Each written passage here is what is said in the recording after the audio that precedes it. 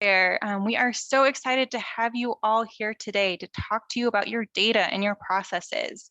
I'm Elise Hastings with Elevation Solutions, and it's been fantastic to work with the Colorado Nonprofit Association and Conservation Colorado to put on this webinar because we all know it can be overwhelming to get started with a CRM. So over the next hour, we'll discuss CRM and Salesforce. Conservation Colorado will share their story, and we'll show you a quick demo. Our goal is to give you some free tips and tricks so you can get up and running with your CRM and manage your data in a sustainable way that helps you grow your impact. So there are a few new people that we haven't met yet. So I'd like to introduce you to Elevation Solutions. We are a full service consulting firm helping human services organizations create transformational value with the Salesforce platform. We like to focus on redesigning the typical technology project to focus on the people you are and the people you serve. We really want to focus on creating that highest value project that defines and quantifies the drivers that you need to achieve your goals. And we are a premium Salesforce partner with a team averaging 9 years in Salesforce consulting. And to talk a little bit about our role in the Salesforce ecosystem. So Salesforce provides you with that CRM platform that has a single shared source of truth with a view of your constituents. Because Salesforce is flexible, Elevation Solutions comes in to tailor that platform to your unique processes, data, and requirements.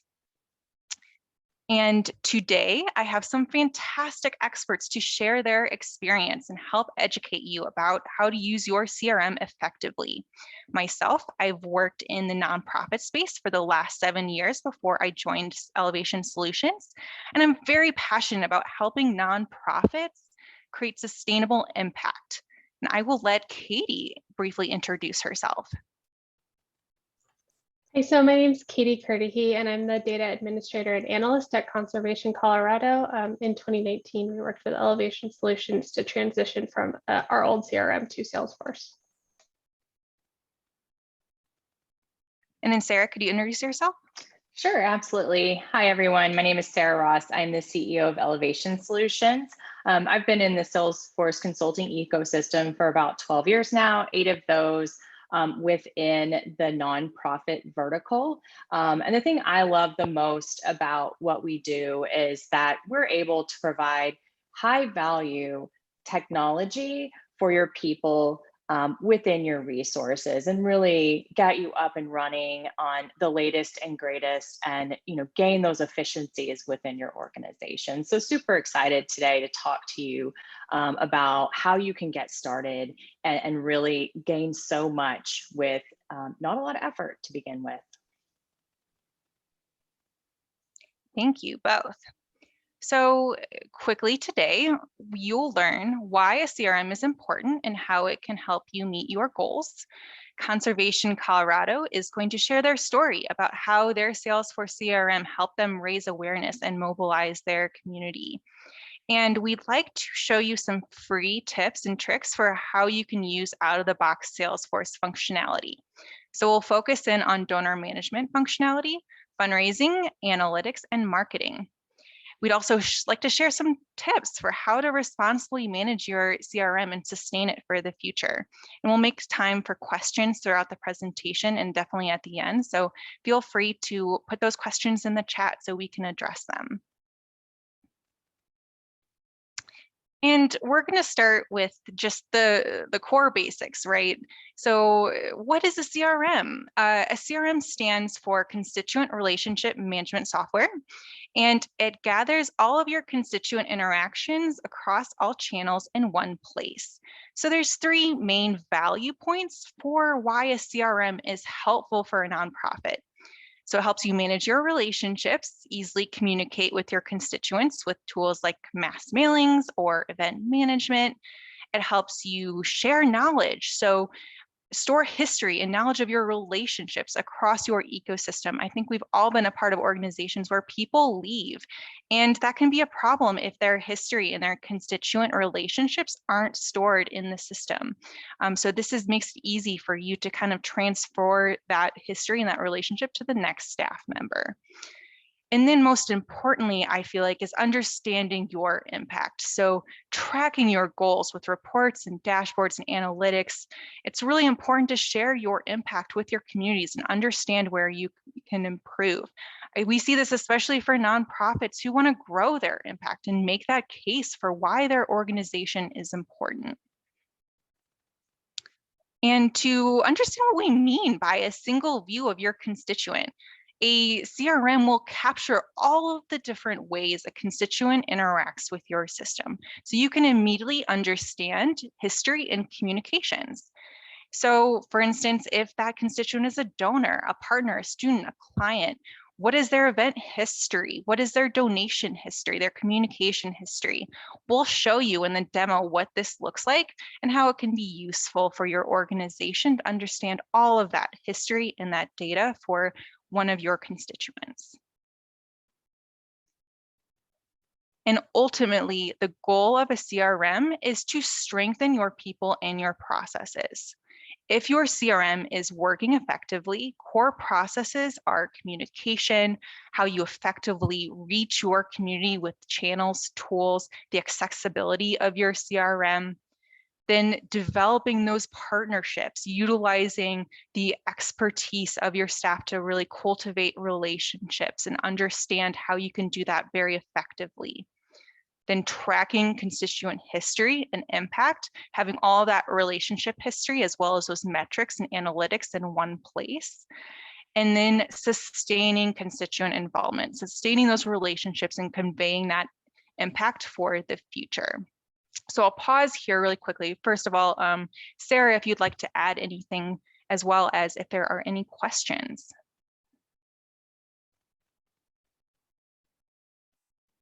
No, it was a great time, everyone, too, to ask these questions, especially being live. We definitely have the recording, but it's nice to be able to ask them here now. So feel free, if you want, to go ahead and type them into the chat. And yeah, we'll be able to relay those questions for you. Okay, great. All right, well, with that, I would love to pass it over to Katie. She's going to talk a little bit about Conservation Colorado's story and give them an overview of how their CRM journey went and what they were able to get out of the platform. Yeah, so at Conservation Colorado, our mission is to protect Colorado's climate, air, lands, water, and communities through organizing advocacy and elections. So we're working with people in a lot of different areas, and that was really important for us to be able to track that accurately in a CRM. And then just a little more information about us and like what kind of data is in our system. So we have 500 businesses and community partners that we're working with, 40,000 members, 7,500 activists, and 3,000 donors. So why did we move to Salesforce? I know like switching to a new CRM, it can be a lot of work and can be like really challenging. But we were at a point in our growth as an organization where we felt like our CRM was really limiting to us.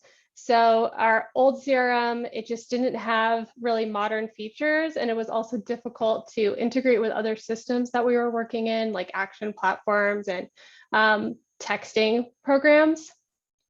It could also sometimes be challenging for staff to get the data out of the system that they needed to really understand how effective their work was and make changes to improve.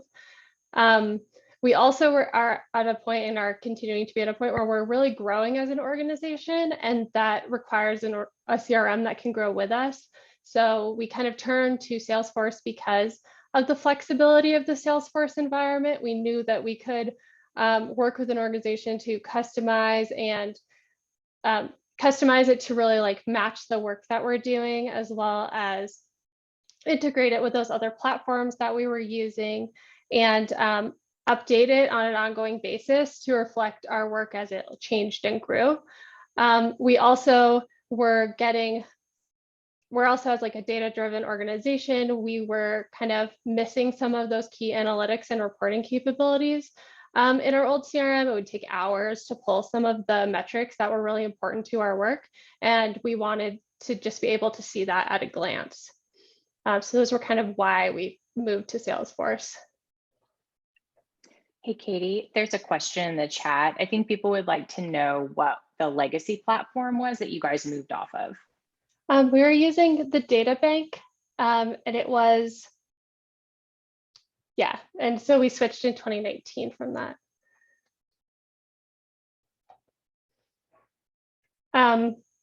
So some of the keys to success for us was we kind of took this big project on in with a phased approach. So we had an implementation phase, which was really just making sure that we were able to switch from our old CRM and have all of the basics in place to do our work. And from there, we moved into the enhancement phase, which I think we're still kind of hopefully nearing the end of, but that's when we're really working with individual teams to make sure that Salesforce is really, really customized to do like their work and is easy for them to work with, and they're able to find the information they need by using it. And then in the maintenance phase, where is going to be more, it's not that we won't be making changes to the system, but it's more that we have everything built out in a way that works for everyone. Another piece of it was leadership buy-in. So it was really important for us to get our executive director, deputy director, and all of our team directors on board so they could really take the lead in showing that we were investing in this system for a reason, and kind of set the expectation that we would use Salesforce. Really, like everyone would use it regularly. And then another part of getting everyone to use the system was involving staff in the development. So in that implementation phase, we met with each team to get their feedback on what they wanted to see in the system and really tried to understand the way that they were doing their work. And then we were able to incorporate that in the build out. And so once we had Salesforce and we were using it regularly, we well, as soon as we kicked it off, we started doing trainings. We did a big kickoff training and then a few smaller trainings with specific teams. We did office hours after that, so everyone felt like they could comfortably come and get their questions answered if they needed it. And then what we've done since then is regularly check in with teams to make sure that they feel comfortable using the system, if they have any questions, need improvements, or need more trainings, and then we'll do those trainings.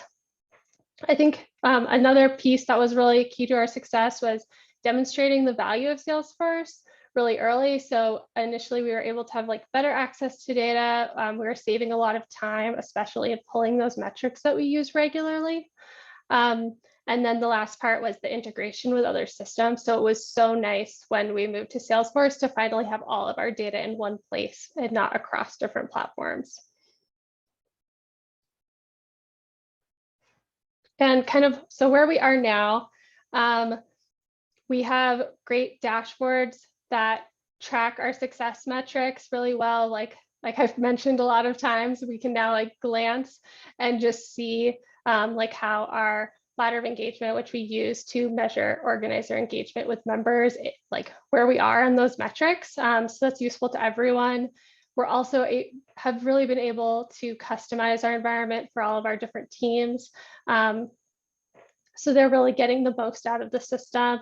We've also started, have automated some processes. So we're able to do email flows and send reports to people on a regular basis that need them. So like to staff or directors can get a report like every week that tells them how many donations were made in the last week or something like that. That's been really great. And then just that having that centralized data has just saved us so much time and allowed us to be really efficient.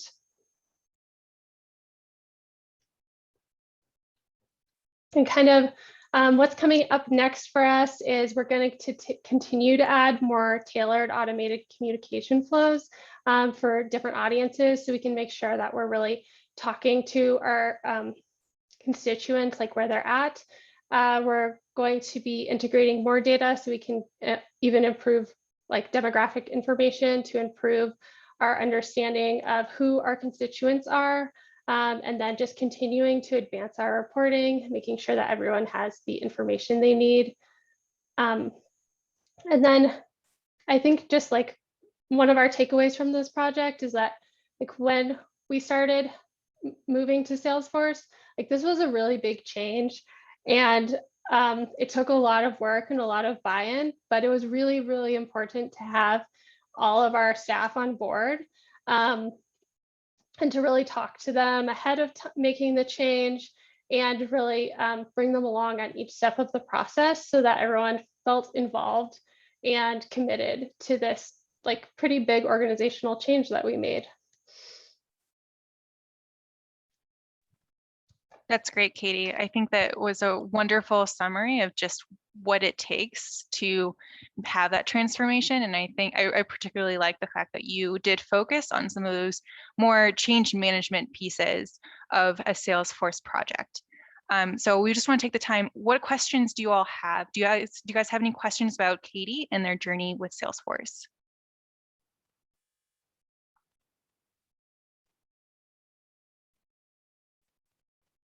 Good. It looks like you did a good job, Katie. I'm also happy to talk with anyone like after this if they have questions about like specifically switching to Salesforce, because I know it is just a really big commitment. Great. Thank you so much. So again, Katie will be here. So if you have any other questions at the end of the demo, we can definitely spend some time on that. Oh, looks like we just got one. So Mark asks Katie roughly, what was the time frame for getting institutional buy-in? Yeah, so we started in it was about a year. So we've kind of started this campaign for many years, and then we were at a point in the process where we like really felt like the organization needed to make that change. So I think it was many years of bringing up that this would be a good move for us, and then probably about like 3 months to 6 months of getting everyone on board with like the specific CRM that we wanted to switch to, Salesforce. And then our implementation phase was about 6 months as well, just to like get it up and running. And then I would say like the 3 months after that. So it was about a year of like actual implementation. And then I think we're still in that like enhancement phase a little bit. We're kind of coming to the end, but it's been really great that as we've been working in the system, we've had the flexibility to make changes based on like how our teams are actually working. And we have another question, which is, what was the length of your implementation phase? How many months? So you kind of spoke to that a little bit with your last answer, but maybe just kind of specifically with the first Salesforce implementation, how long did that take? Yeah, so I would say that our implementation phase was like kind of working within a year. We started like transitioning from our old system to the new one, I think took about 3 months. And then after that, there was just like a lot of making sure that everything was working. So I would give it like about a year for everything to equalize. I think that's a great way of phrasing that. We see a lot of that depends on the size of the organization. So if you're a very small nonprofit, that could be very quick, right? That could be 1 to 2 months where you really have everything implemented and up and running. But if you're a larger organization, have a lot of different processes, it might take longer. So definitely kind of looking at how large your organization is, how many stakeholders are involved are all keys to how long a Salesforce transformation will take. We have another question. What was your budget for the transition? Did you have a dedicated staff person or a full-time employee? I can't remember what our budget was for the transition. And I was the kind of dedicated staff person that worked on this. We also contracted with Elevation Solutions. So they really did a lot of like they like facilitated meetings with teams and also like did a lot of the actual moving of the data into our new system, as well as like building out those customizations that we needed, which like, again, is like definitely why it took a long time, is we had a lot of like very specific things that we wanted to do to customize Salesforce. So yeah, I was the dedicated staff person, but I also did other work at the same time. It wasn't like this was what I spent my whole time on for that whole year, even those like 3 months. And I'll also add, if you'd like to just get an idea of what a budget for your for a transition would look like, or whether or not you would need a full-time staff person, we're happy to talk with you and just to understand a little bit about your organization, so we could provide that view for you, because we know that those are very important considerations when embarking on a project like this. I have a quick question. Katie, what would you say is your favorite feature of Salesforce? Like the thing that gained you the most efficiency, that really like saved you that time? I think our like being able to do dashboards is one of my favorite things. I would spend many hours every month pulling and calculating some of our metrics from our old system, and now I can just have them like at a glance in a dashboard that I built that didn't take very long to build.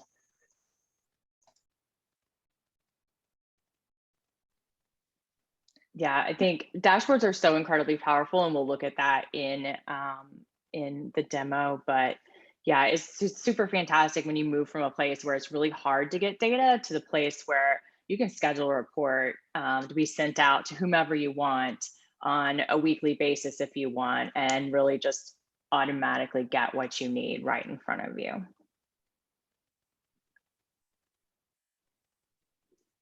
Oh, and we have another question from Mark pursuant to that. How long did it take you to tackle the learning curve on building custom dashboards? That didn't take very long. The reporting tools in Salesforce are like pretty user-friendly, I think. So if you've like used a database before, you can build reports pretty easily, and then those are you just connect those to a dashboard, and it's like you click a button. So it's pretty easy to do.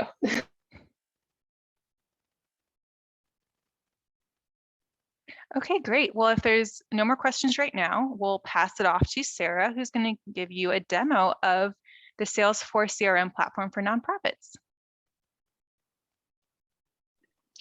Great. Thanks so much, Elise. So we're going to take a quick tour of Nonprofit Cloud.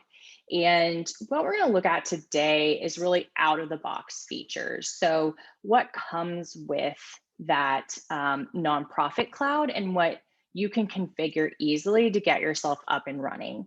Salesforce is an enterprise platform, so it has many capabilities of flexibility and customization that you can always do and add on top of that, not to mention many different apps that are available to connect to your Salesforce. So like Katie mentioned, they were able to integrate other systems with Salesforce. So you can have Salesforce as small or as big as you need it. And it's so incredibly flexible to grow with your organization as it grows.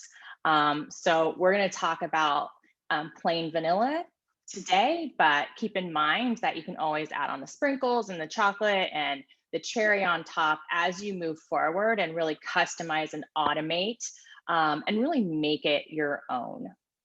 So if you have any questions, feel free to type them in the chat and I'll stop and answer those along the way. I want to make sure everyone understands and gets everything answered in terms of what you can do with out-of-the-box Nonprofit Cloud.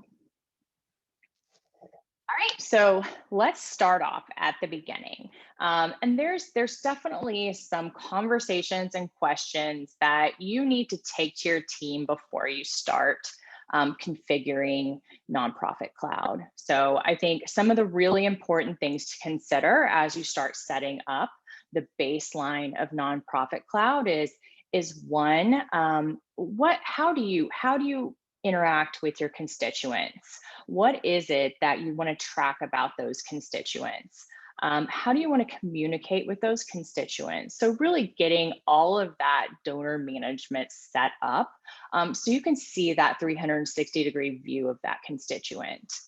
The second thing to think through is really thinking through what are your different types of donations and what are the processes related to those donations? What is it that you want to track about those? How do you customize on top of what's already out of the box and make that fit your processes? There's tons of functionality around gift processing, recurring donations, just a lot at your fingertips, but really thinking about how you then make that for your organization.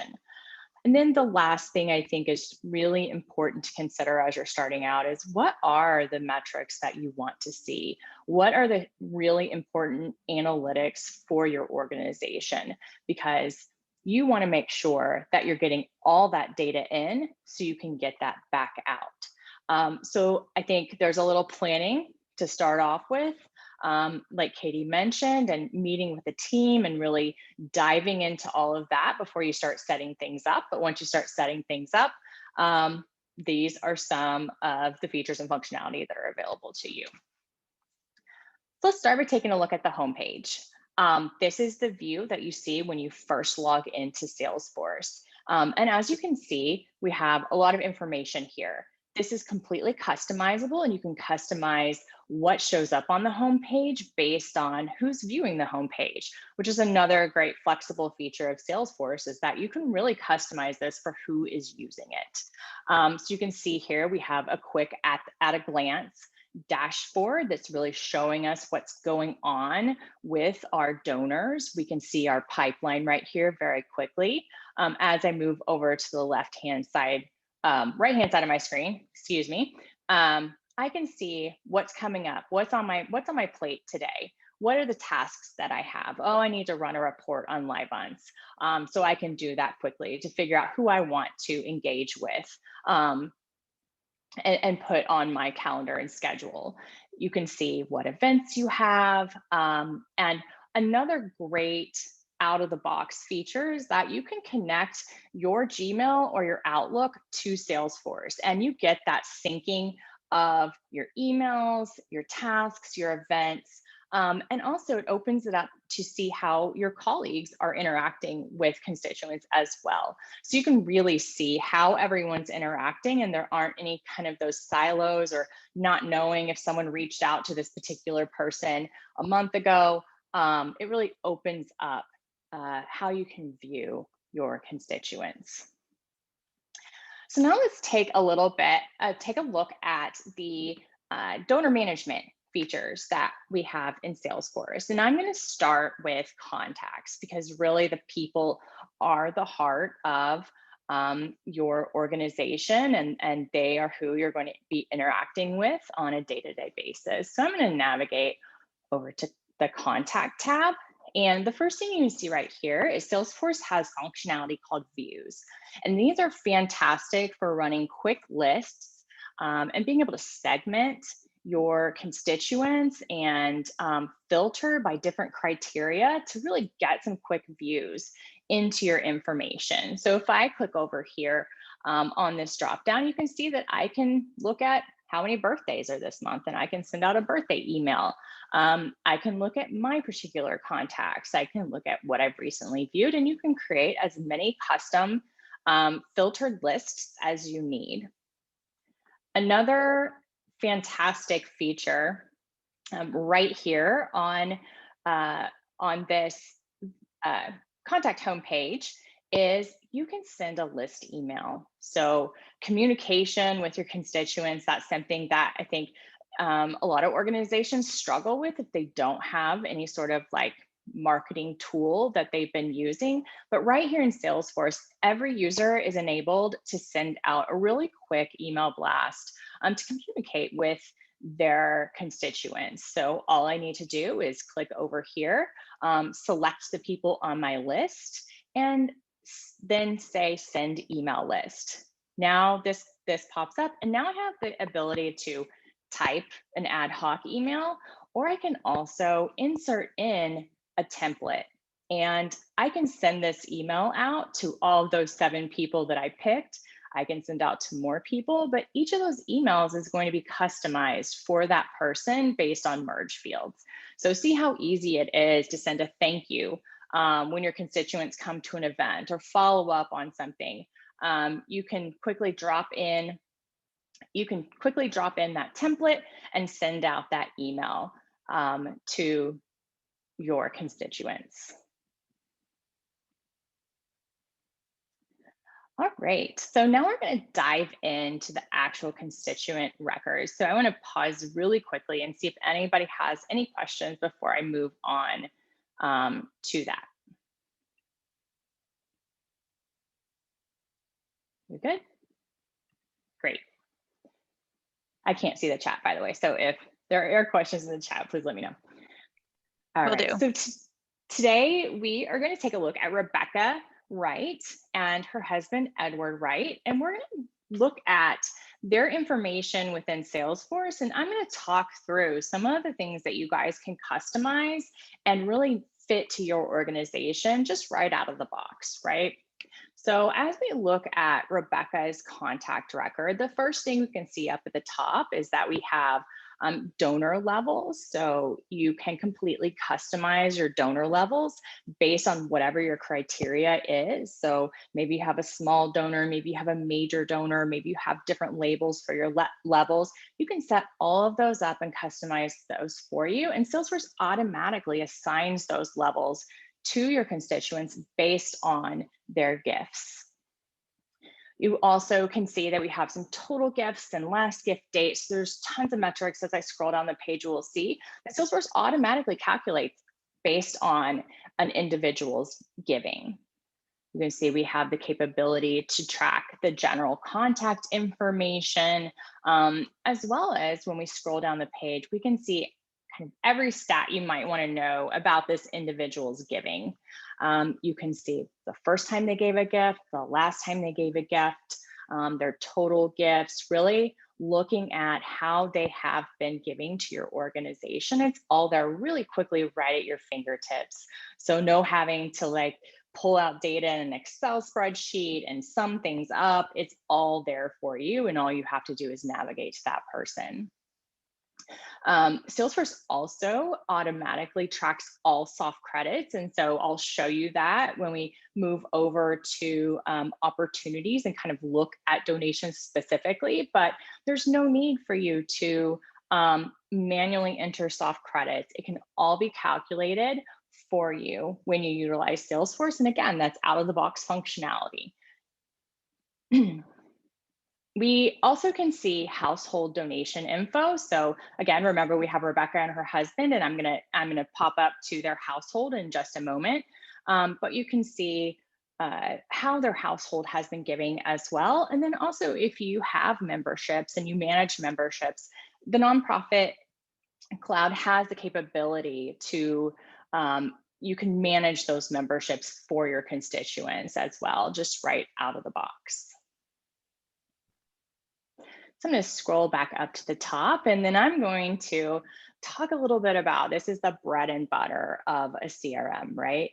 The communication and interactions that you have with your constituents. And Salesforce makes it so easy to see these. And you can see not only your interactions, you can see all of your colleagues' interactions, and it's right there, right in front of you in a feed. So you can see right here, some of the things I have coming up for Rebecca is that I need to send her an acknowledgement for the latest gift that she's made. And we're going to take a look at that gift in a moment. I need to double check on Edward's soft credits because she just gave a gift and I want to make sure he's getting credit for that. So I'll show you how you ensure that somebody gets credit for a donation. And you also see my history of how I've interacted with Rebecca. So I sent her a list email. I also sent her an individual email. And one other really awesome thing is that you can see when someone opened your email and how long ago they opened it. So you can truly see, is someone looking at what I'm sending out to them? Am I being effective? Or are they just like sending it directly to the trash? So another cool feature regarding emails.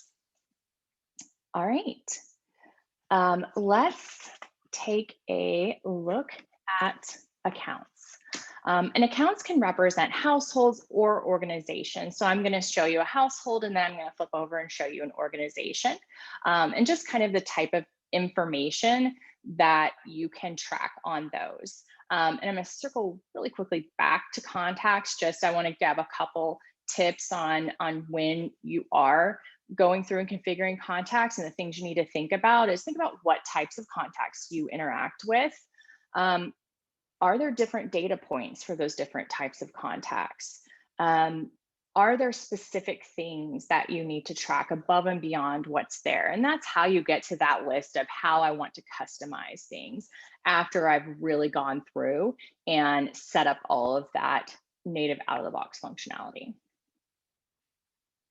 All right, so let's take a look at a household first, and we're going to take a look at our right household. So right at the top, you can see that we also have a giving level for households, and they're a major donor based on what they've donated.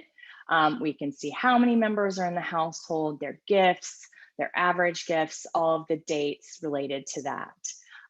Another cool feature is that you can automatically have a formal greeting and an informal greeting set.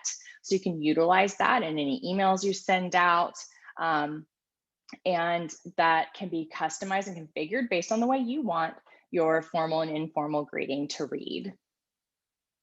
As we scroll down the page, again, we can see all of that same information that we saw at the individual level, and we see that up on the household. So a combination of what all members of the household have given and the stats around that. And again, also membership information as well. And then another thing to point out is that all of that communication and tasks and events and everything that's related to the members of the household also surfaces at the household level. So you can go to the household and you can see how everyone's interacting with different members of the household, which is really cool. So you can really get that 360-degree view, not only of individuals, but of a household as well. I'm also going to quickly pop down and take a look at Edward, who is a spouse, just to show you that you can also, if we navigate over to this tab called Related, Salesforce also has native duplicate functionality as well. We get to show you that because we have some test data in here, and there's someone else that probably is similar to this record. But you can also see relationships. So you can build that look at the relationships between people. Are they friends? Are they spouses? Is it someone's daughter or a son? You can also affiliate people to their organizations. So you may interact with Edward and maybe he works at this specific company and you also interact with them. So you can connect everyone together and really see how your community of constituents interacts with each other. All right. So let's also take a look at an organization. Oh, it looks like we have some questions. I think they were all answered. So they were answered? Okay. Yeah, we're good to go. And I'll also just add here, a cool thing about affiliations for these donor records is also you can see if they're volunteers, right? Because you can see all the different ways that they're connecting with your organization. There's some really cool functionality for volunteers in Salesforce as well. Awesome, thanks, Elise. Okay, let's take a quick look at an organization. So an organization really has all those same capabilities that you have with that individual or that household. So you can see who is associated with this organization. You can see all of their donation information.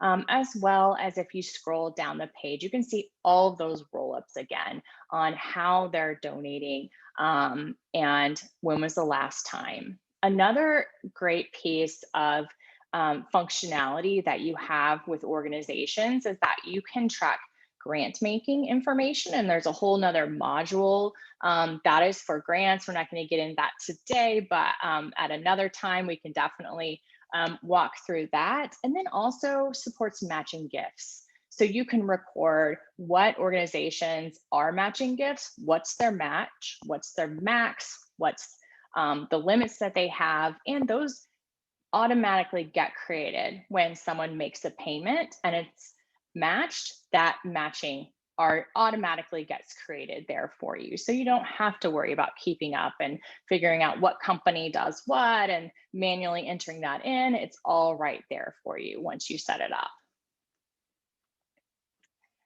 Okay, now we're going to get to kind of the meat of fundraising, and we're going to take a look at opportunities. And opportunities in Salesforce, those represent donations. And you can configure those to represent many different types of donations, depending upon what your organization interacts with. So I'm going to quickly click on the new button just to give you a sample of what's out of the box. When you set up Salesforce, you can track donations, you can track grants, in-kind gifts, major gifts, matching donations, memberships, planned giving, kind of whatever your organization interacts with. You have the capability to customize each one of these types down to the information that's tracked on it, as well as the process that you move through. So you can customize these based on your process. And straight out donation probably has a pretty simple process, but a major gift, you're going to go through a lot more interaction and moving through a process to get that donor to kind of the finish line of saying yes. So first, we're going to take just a look at an outright donation, and then we're going to go look at a recurring donation. There's a lot of gift processing functionality within Salesforce as well. We're not going to dive into that today because there's a lot of nitty-gritty complex pieces to that, but just know that there's a lot of great functionality with that as well, just out of the box. So let's take a look at our donation here. Some of the key pieces, wait, that's not the one I want to look at. Hold on. Nope. Sorry, guys. One of my tabs got closed. All right, so let's take a look at an outright donation. So some of the key pieces to look at are contact roles. You can see the payments that have been made against the donation. You can also see GIU allocations. So you can set up general accounting units or funds within Salesforce, and then you can allow your donors to designate where they want their money to go. They can split it up. It can go to all to one. So really bringing in some of that accounting functionality then in there, so you can see where those funds are going, either forecasted or then actuals once payments are received. And then, you know, if you get to kind of the Cadillac level and you want to have an integration with your financial system, that's something that's completely possible. You can always add on things like that.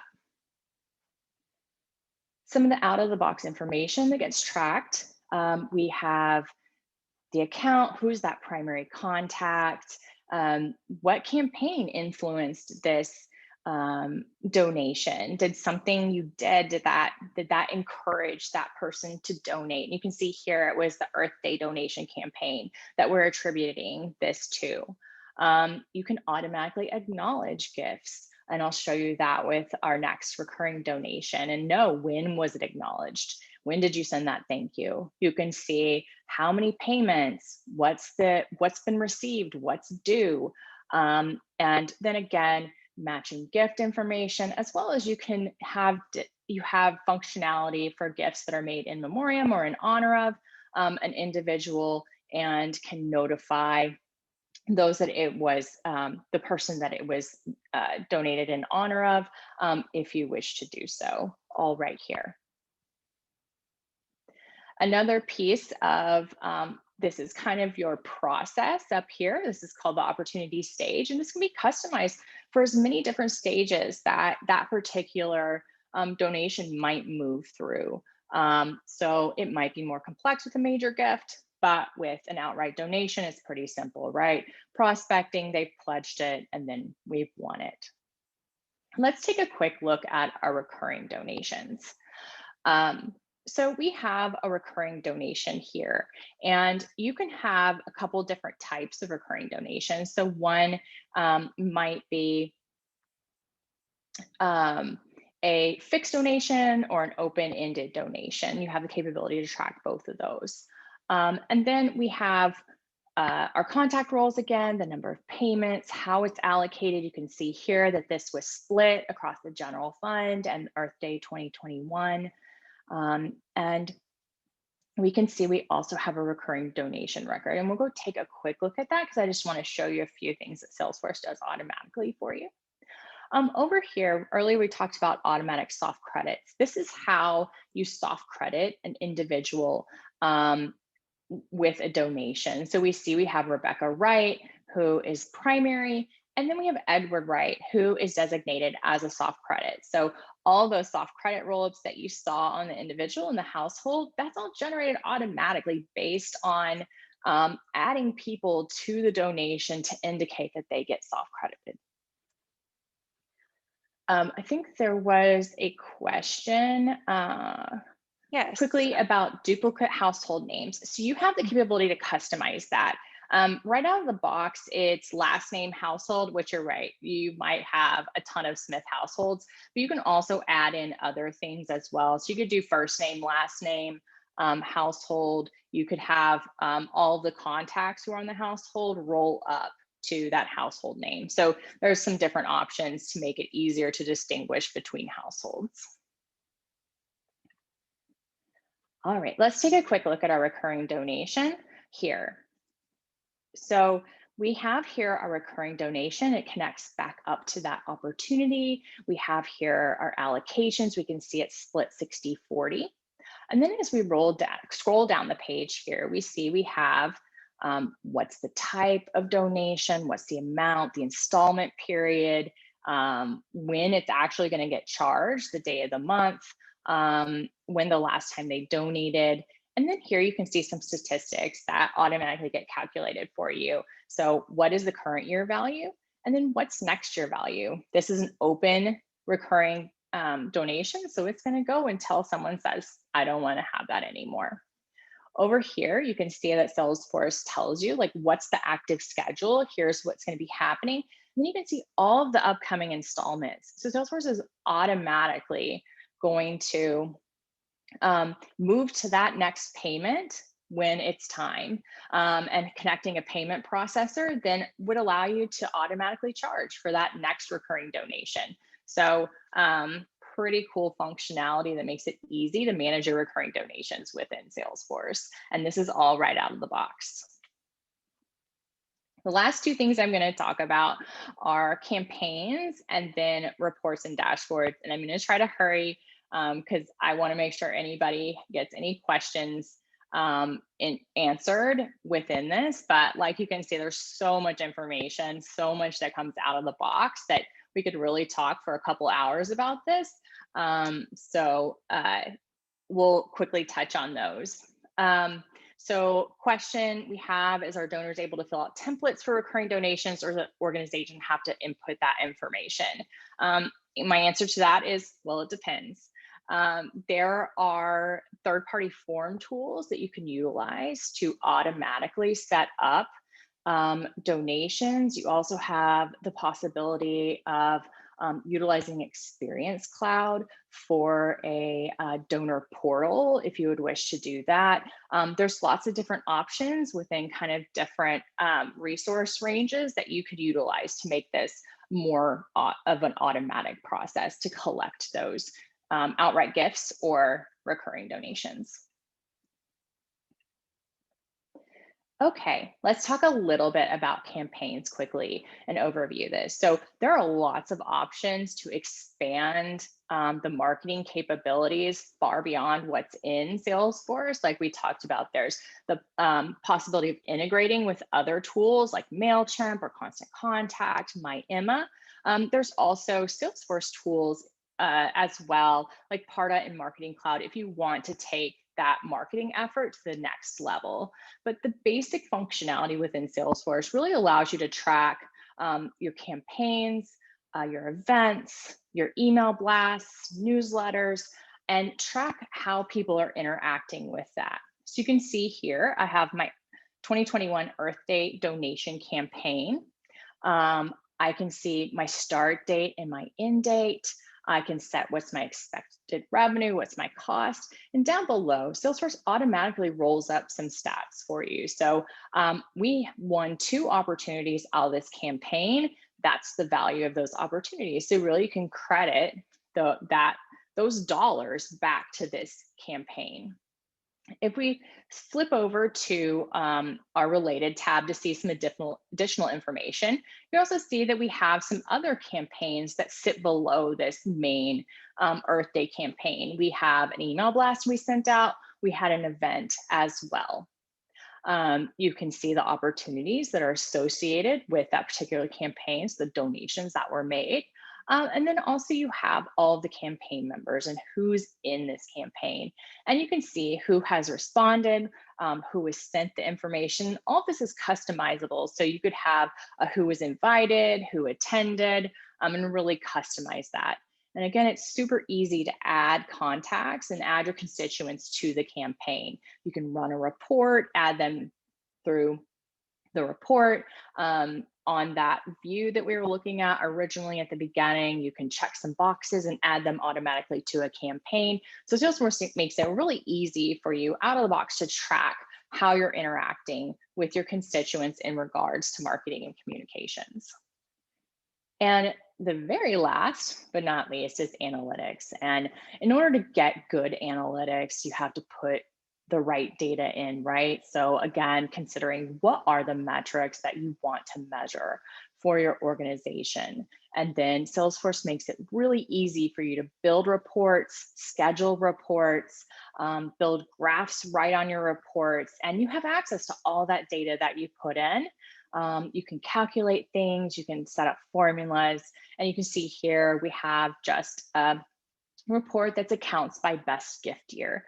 And another fantastic thing is that Nonprofit Cloud has a whole set of reports that come out of the box that get installed, and you can take those and customize those for your organization and use those kind of as a template to move forward. And last but not least, we have dashboards. And again, like Katie was saying earlier, you build those reports, you pull them into the dashboard, and you can have a quick visual look at the performance of your organization or your forecasting or whatever it is that you want to measure. All right, that is in a nutshell what comes out of the box, the plain vanilla of a Nonprofit Cloud. And as you can imagine, adding on, you can do so many great things, but here's what you get just right out of the box for donor management, analytics, communication, marketing communications, as well as fundraising. Throw it back over to you, Elise. Yeah, does anyone have any additional questions that they'd like to ask right now? We just have one more thing we'd like to discuss, just about some free resources for you all as you consider if you want to get started with your CRM journey or if you are already started with your CRM journey. But I just want to pause really quickly. Any questions? Is there anything that's out of the box for volunteers or events? Sarah, I'm going to kick that off to you. Yes, absolutely. So there is a package called Volunteers for Salesforce that you can utilize to manage your volunteers as well as shifts. They can self-schedule and you can match them automatically by skills. So that definitely is available. Event functionality really is kind of limited to that campaigns and tracking, but again, with some third-party tools like forms, and other kind of more advanced tools, you can get into kind of that ticketing and all sorts of more complex event tracking. And again, it does integrate with things like Eventbrite, et cetera, as well.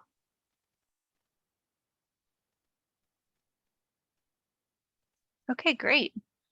Well, just to kind of understand what are the next steps, right? I'd like to introduce Mark Seiler. He is the Nonprofit Solutions AE. This is account executive from the Salesforce end, and he'd like to talk a little bit about some Salesforce resources. So Mark, if you'd like to introduce yourself and just introduce some people to how to utilize Salesforce to kind of understand how to get started. Absolutely. Thank you, Elise, and thank you, Sarah, for the tour of the vanilla version of the Nonprofit Success Pack. Much appreciated. Thanks to Katie at Conservation Colorado for your expertise and perspective. So you've got my contact information there. Happy to toss out my cell phone as a number as well. I think there are two, the Elevation team has highlighted here the two key resources toward which I would direct you right away. They are free of charge. So the first, if you are not familiar with Salesforce at all, I recommend, and frankly, even if your expertise is growing, I recommend that if you haven't done so already, start a Salesforce Trailhead account. And for sort of the purposes of posterity, if you haven't already done so, create it in your personal email address. That way, if you move from organization to organization, you can continue to track your progress across time. It's effectively, when it boils down, if you're not familiar with it, when it boils down to it, it's gamified learning. And you can, over time, earn badges and points, which is, for lack of better terminology, kind of cool. It's fun. And you get to learn a lot along the way. And there are a lot of different learning styles and mechanisms to which the tool caters. So you're not simply consuming all reading and then sort of taking quizzes, but there are some videos, there are some graphs and tables and charts, and there's some interactive pieces in there as well. If you're already on the platform, for instance, if you have your P10 and you're sort of wondering, where are some other places I can get questions answered? If you're not familiar with the Power of Us Hub, definitely navigate to the Power of Us Hub. And if you have something that's puzzling you about Salesforce, anything at all, really, post your question out there.